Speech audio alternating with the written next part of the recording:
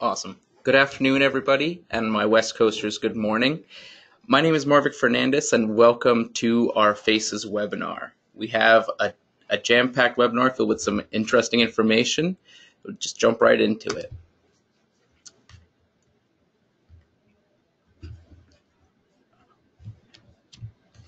Awesome. So my name is Marvick Fernandez, and I am one of our partnership managers here at NetElixir. If I was to describe NetElixir in one sentence, we help retail brands find and acquire new customers online. Our mission here is to help companies succeed online by humanizing every click. We understand for every click that happens on your website, we emphasize the importance and understand that there's a human behind that click. For our team here at NetElixir, this is important for us to understand, which in turn will help us market effectively and responsibly. For those of you that are new to NetElixir, our team scales across 130 team members across 3 global offices. We have several partnerships, one with being a Google Premier partnership, a select partner with Bing, the preferred search marketing partner of UPS, and lastly, our partnership with BrightEdge. Below are a few of our clients that we work with through various verticals, anywhere from food to fashion. Our solutions range across various services as well. Our digital marketing approach helps brands own the search bar and get found across various channels, whether that be through Google, Bing, Facebook, or Yahoo. Our team has understood the importance of these channels. Our solutions range from paid search, organic search, paid social, web analytics and CRO, Amazon ads, and lastly, e-commerce and tech development services. I wanted to highlight our speaker today, Udain Bose. He is our founder and CEO here at NetElixir, and he also founded PartyBingo.com, also known as Party Gaming. So without further ado, I wanted to introduce to you Udain Bose. Now, I know there might be some questions that do pop up at the end. If you could just put those into those chat box, we will go ahead and address those at the end. Thank you very much, Marvick. Pleasure to sort of do my first webinar of this year. Thanks, Marvick, for the introduction. Anytime I sort of do a research webinar, understandably, I get too excited and too passionate about it, and I think so. My team member sort of knows it. So we at NetElixir, we essentially built something called a NetElixir Retail Intelligence Lab, which is very clearly focused on researching some of these live consumer data trends to really be able to uncover some of those findings and insights which can be put into action by retailers and retail marketers, thereby helping them to advertise a little more effectively, as well as what we like to sort of say, as Marvick mentioned, more responsibly as well. So when we started with this research project, which was basically end of last year, we really wanted to compare the shopper behavior online, essentially pre-holidays and the holidays for 2018. So effectively a little bit more about the presentation. The first question we really wanted to find an answer to, or try to really uncover an answer to, is do the online consumers shop differently during the holidays versus non-holidays? The second question was, we really wanted to extend it to across 10 categories. And we said, how do these differences manifest? I mean, first of all, assuming that there is a difference, are these differences same across all categories, or do the differences differ among categories as well? And last but not the least, we really wanted to get into a little bit of a prescriptive mode also, by mentioning as to how retailers can really utilize these insights to run their marketing programs so that they are more effective and they are more responsible as well, and not intrusive or interruptive. The basis of this presentation, effectively, as I mentioned, that we collected data sets, almost about 1.5 million unique or individual customer paths to purchase, which were essentially aggregated, analyzed, and compared for 2 30-day periods in 2018. The first one was the classic holiday time period, which was 11/21 till 12/20. And we really wanted to compare that with immediately pre-holiday, which was 10/21 to 11/20. Now, again, I mean, as the holiday season every year we are seeing extends quite a bit. It is not really we are probably still sticking to the classical definition of holidays. So I have a caveat here. I mean, basically, some of the holiday shopping starts as early as beginning of November as well. But just for comparison purposes, we really wanted to stick to that period, which really sort of started with the Thanksgiving Day and went on till the 20th day of the month, which for most online retailers was the last ground shipping or free ground shipping day as such. We wanted to specifically analyze the high value customer behavior, and the reason behind that, we have observed time and again that 60%, 60% of all of a retail business's customers essentially drive or the revenue is driven by 12 to 15% of their high value customers. So 60% of your total website sales, this is across retail categories, is driven by about 12 to 15% of all the customers. So understandably, we really wanted to focus understanding the behavior of these high value customers. The data was captured separately for mobile and desktop. I mean, we were able to identify some very unique differences in terms of consumer behavior when it came to a mobile shopper versus a desktop shopper. And last but not the least, I mean, understandably, when you are aggregating that level or that quantum of data, it's impossible to do that without really having your own technology. So we built a technology called LXR Insights, which essentially has the capability of tracking the individual customer journeys, and really based on close to 22 algorithms, we are able to sort of build high value customer personas based on the different signals within those customer journeys. So LXR Insights was used to aggregate and build those customer personas. Based on this, we were able to just build this presentation as well. When we captured all the data, we classified them into four broad categories. The first one, we wanted to track the purchase latency. The purchase latency essentially is the time between the first website landing and the actual purchase, or the time between the first landing and the actual purchase. Normally, you would expect during the holiday season that latency to be lower or lesser as such, primarily because people tend to commit to a purchase quicker. So that, I think, was the hypothesis, was online holiday shoppers are incentivized to complete the purchase, and hereby the overall latency which we observe is lower.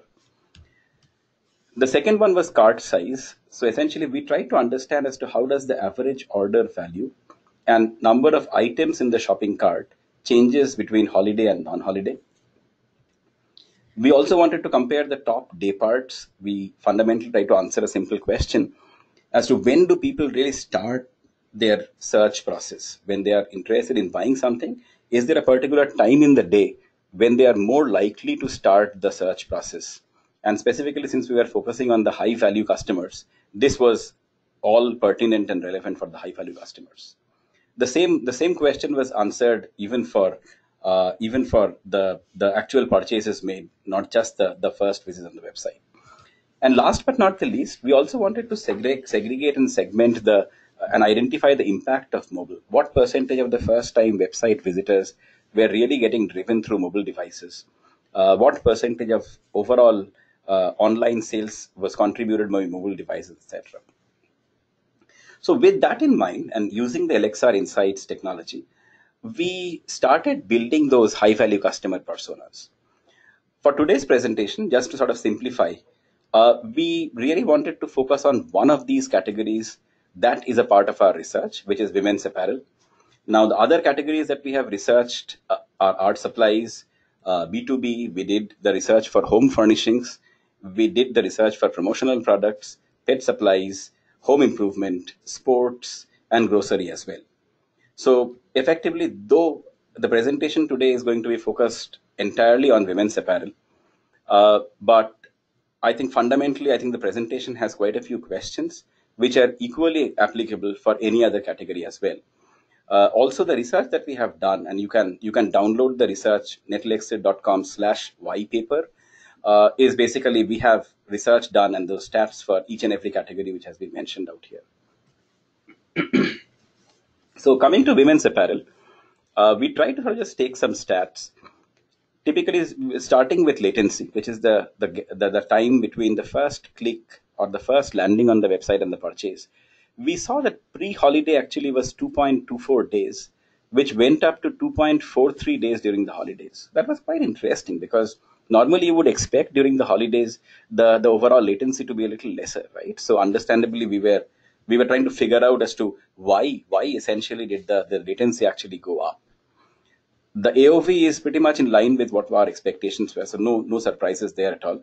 So $67 went up to $85, which is a fairly expected or within the expectations overall increase in average order value. The number of items per order at an increase of 10% was lower than what we had expected, though. The time of first visit had a bit of a surprise element during holidays because, as you can see, and all of these time zones are the Eastern time zones, by the way.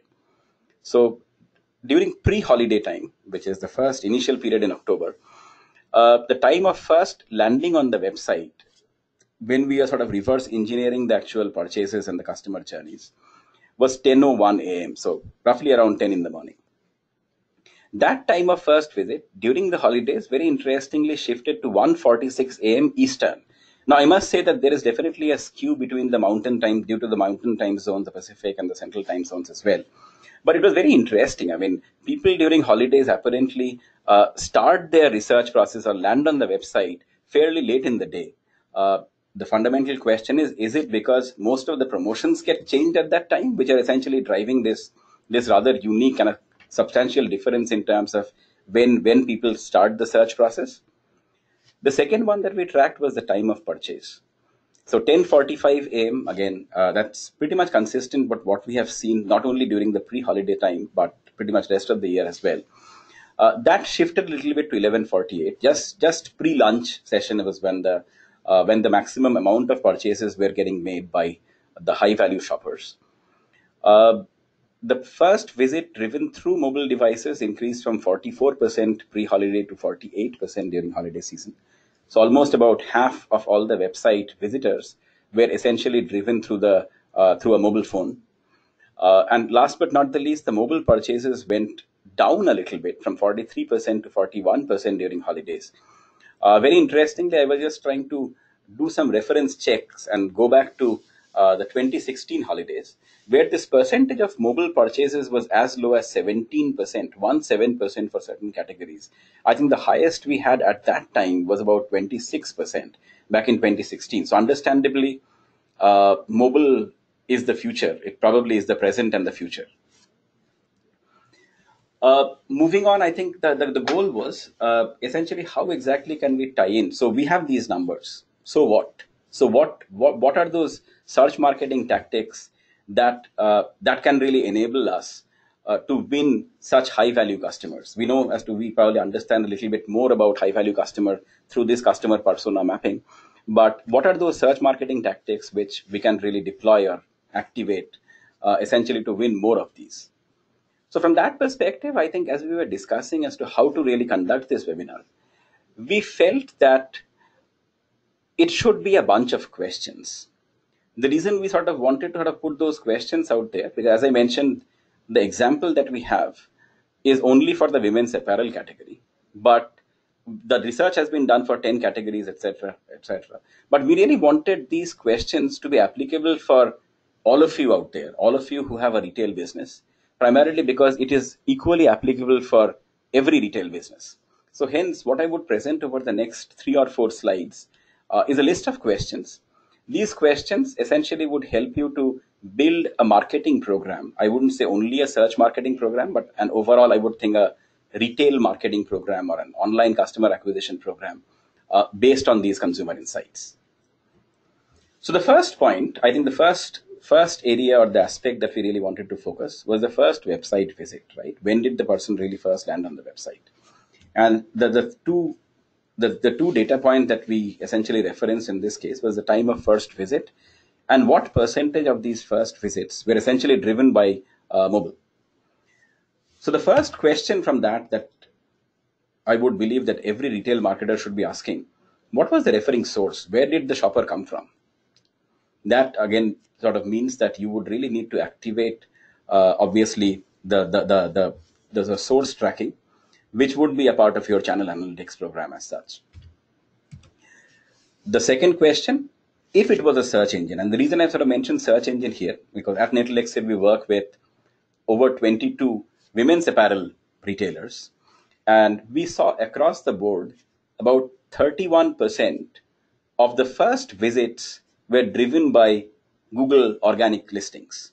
So that was pretty interesting that 31% or one third of all the new visitors which were landing on the site across the 22 retail or women's apparel customers that we work with currently, they are driven through the organic listings. So from that perspective, I think this question became very pertinent that if it is a search engine, what was the search query which really led this high value customer to really come to your website? You can use a report called the search query analysis, which is fairly easily available in your Google Ads platform or even the Bing Ads platform as such to get this information. The third obvious question was, is your website optimized for mobile? Now I have given a link which you can really use just to quickly test your website's mobile speed. But clearly, I mean, your website has to be mobile first. I mean, it probably in certain cases there are certain retailers who have taken a pretty bold step in making it mobile only. So from that perspective, I think the mobile component and how well optimized your website for mobile devices becomes a key question. Moving on, the fourth question, or I would think fourth set of questions, we also did quite some research at the Retail Intelligence Lab to find out how many pages did this high value visitor really visit and how much time did she spend in the entire session as well as per page. The reason we did that, we really wanted to understand if there was a certain browsing sequence or a browsing behavior which could really provide us some insights when aggregated across literally hundreds of thousands of the high value shoppers. If there is a particular sequence of browsing which these high value shoppers probably tend to be following. The second question on the same set was, we also wanted to see if there was any correlation with the time of our first visit and the actual time spent browsing the website. So did it really influence, I mean, as to when the visitor really lands on the website, does it really have any influence how much time she is spending on the website? And of course, that we really wanted to extend to, did that have any influence in terms of what is the likelihood of her making a purchase as well? The last bullet or the last question in this part, what was the entry page and the exit page? Is the high value visitor, were they more likely to come into the website through a particular entry page, and was there a particular exit page which was more prominent as they were exiting the website? And while they were in the session on the website, did she really add any items to the cart? And if the items were added to the cart, we also found out as to what could have been the potential reasons why she abandoned the cart as well, if she abandoned the cart. So net, I think the question which the retail marketer really needs to ask is, how can you really increase the chances of her visiting your website again? Because as we have shared based on the research information that we have aggregated, that it is unlikely that the customer is going to purchase just after one click or one visit. So it normally takes, in this women's apparel category, more than 2.5 days literally to make, or almost like 2.5 days to complete the purchasing process. So there, the goal in the first visit is, how can you really increase the chances of the first time high value visitor to really visit your website again? Moving on to the second set of questions, which was all around purchase latency. So as I mentioned earlier as well, purchase latency is essentially the time gap between the first landing on the website and the actual purchases. And there were two pieces of data that we really wanted to reference. One was the latency number, and the second one was the percentage of mobile purchases. So there are three questions which I would really like to pose in front of you. The first one is, how can you really design a marketing mix to lower latency? We have very clear proof that if you really design the marketing mix in such a way, when I say marketing mix is, how much would you invest in Google, how much would you invest in Bing, how much would you invest in the social media channels, how much would you invest on Amazon? We believe it is possible through a careful marketing mix planning to actually lower the overall latency or the time gap between the first landing and the purchase. Understandably, you would really need to activate some attribution analytics to really sort of find out this information. Talking about attribution analytics, one of the things which obviously is a challenge or continues to be a challenge, and we don't really have the exact number, but we believe that more than 80%, 80% of all the retailers still depend entirely on the last click attribution. Now that becomes a little limiting when you really look at the overall visibility it provides, because by ignoring all the previous clicks prior to the last click, you probably will not be very effectively be able to design your entire marketing mix. The second question on that same, the purchase latency aspect, is how can you tweak the messages to lower latency?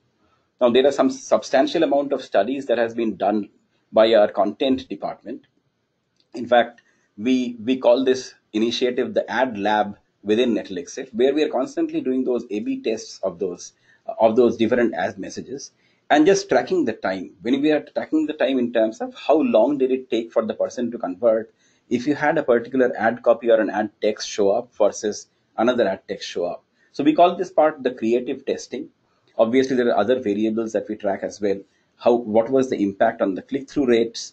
If the click-through rate was high, was the conversion rate high or low, etc., etc. So I would again very strongly recommend that first of all, really customizing the ad copy per the different channels. Second, customizing the ad copy based on where does the channel really appear in the entire customer journey. And the third is very clearly tabulating or recording each and every number or the result and the outcome based on these tests that you are doing. Because you would really be able to see a massive impact in terms of your overall conversion rate by really sort of tracking this and doing this test in a scientific and a systematic manner. The last question which I have is how can you further simplify the checkout process? Now, we have a pretty robust analytics department within Netlixir, which is constantly doing a lot of tests. And our analytics director came up with a hypothesis. And that was a very interesting hypothesis. He said that I really wish that every retail marketer every month could reduce the entire checkout process time by 2 seconds. I'm sorry, every quarter by 2 seconds. So again, let me repeat this. Every quarter, if you can really consciously have an initiative which reduces the checkout time by just 2 seconds over the previous month, you're talking about at the end of 1 year, almost a 8 to 10 second improvement in the overall checkout time. And that is a massive impact in terms of the overall conversion rate, as well as, in fact, we have found a correlation with the conversion value as well. Now, this process would obviously need you to activate something called CRO or conversion rate optimization. Again, it's a question of doing those constant ongoing live tests and really being able to. But again, the focus is, can you reduce just or shave off just 2 seconds compared to the previous quarter, this quarter, in the entire checkout process? I would highly recommend that you check out this guide for a detailed explanation of why some ads are effective and why most are not. This guide is being has been put up by a gentleman called Nick Kolenda, and there are some very useful and powerful insights on the advertising psychology that I'm pretty sure that all the retail marketers can significantly benefit from. My last set of questions is focused on the orders. When you talk about the orders, we are talking about two specific metrics in our graphic in front. The first is the average order value, and the second one is the number of items per order. Now, this also is a good time for us to take a step back and just sort of really look at what we call the 4 P's of marketing, right? The product, price, promotion, and the place. Now, there is a big opportunity when you do the order analysis to focus on the first P, which is the products, and just see if or review or analyze if the order composition really changed during the holidays. Were people buying or your shoppers buying something different during the holidays compared to the pre-holidays and non-holidays, which would be again the first P of marketing more of the product. The second one is more to do with pricing. We were able to find some very interesting and unique insights when we analyzed what was the per unit price of all the items which were there in the shopping cart. That was probably to an extent related to the order composition as well.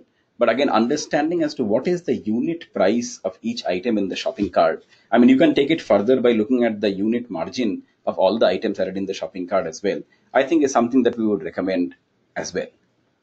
The last question, it's actually a set of more of a recommendation in terms of, I think every retailer is trying to see or seek opportunities in a responsible and an effective manner, trying to increase the overall shopping cart size. Right. That's, I think, the goal which I am very sure that each and every retail marketer would essentially be challenged with or tasked with. So from that perspective, some of the things which we have seen time and again that retailers really do. One is called the retail related product upsells. So essentially, if someone is buying shoes, how exactly can you get that shopper to buy socks as well? So similar to that, are there certain what we call the associative property products, wherein if the person buys X, they are more likely to buy Y as well, and just sort of trying to really create that entire merchandising based on that formula. The second is, I mean, who doesn't love free shipping? And free shipping still remains the number one promotional item or the promotional discount which any retail marketer can really offer, right? So by changing your shipping and the discount thresholds, for example, let us say by shifting free shipping threshold from $65 to $75, if you can test what is the overall impact in terms of the reduction in the number of conversions and how many and what is the overall impact in terms of your overall margins as well. So those tests again are very useful.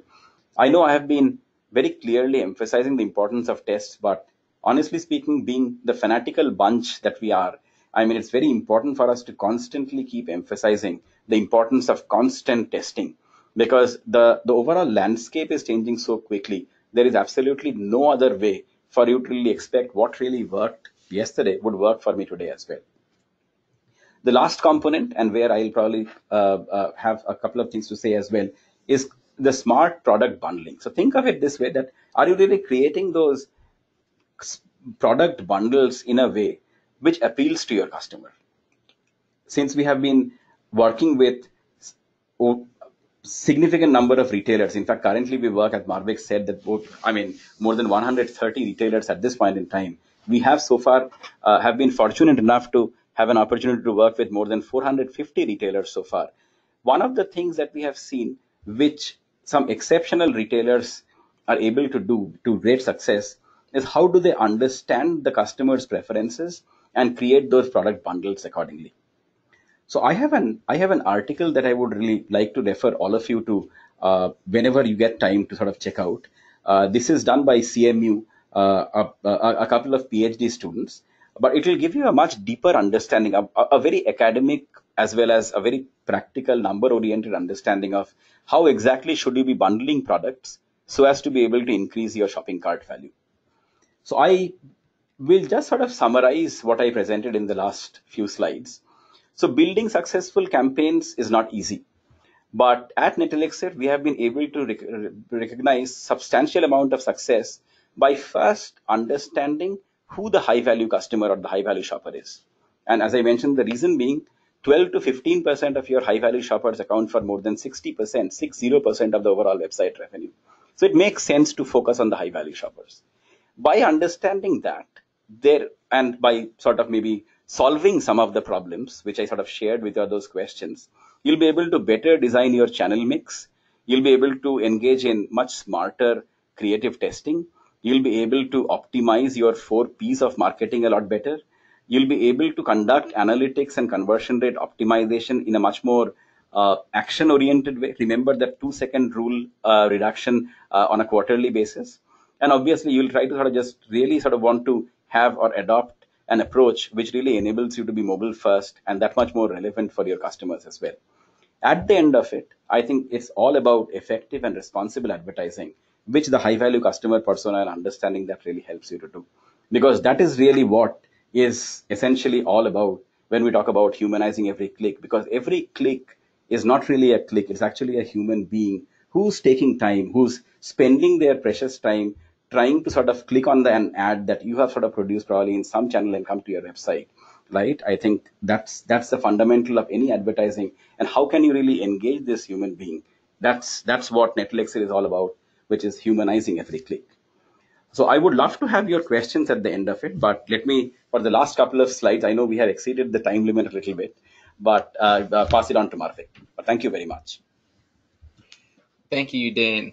Do appreciate everyone taking the time. We will get to these questions shortly, before we get to the questions, I encourage everyone to take a look at the site that we have posted up here, netelixir.com/ypaper, and really understand what drives these trends. As Uday mentioned, and we went through the presentation talking about women's apparel, that is currently the one that we have up on the site. But every week we will be adding a new vertical, and once you do sign up on the website, you will receive the notifications once each vertical is launched. Furthermore, while you are answering some of those questions that Udain has asked in this presentation and would like to have some deeper discussions with our team, in solving some of these questions that we've brought forward, please feel free to reach out to us and ask these questions at info@netelixir.com. And lastly, I'd like to cordially invite everybody on this webinar to one of our upcoming events in New York City at Google's headquarters. It will take place on March 26th, and we'll talk about the importance of mobile marketing. You can get a little bit more information at netelixir.com/New York City. And I'll pause there. Pull up questions. I know we did have a few questions come in. So the first question is from a gentleman named Tim. It's addressed to you, Dane. How does voice search apply to your research findings? That's a complex question, Tim, but thanks for asking.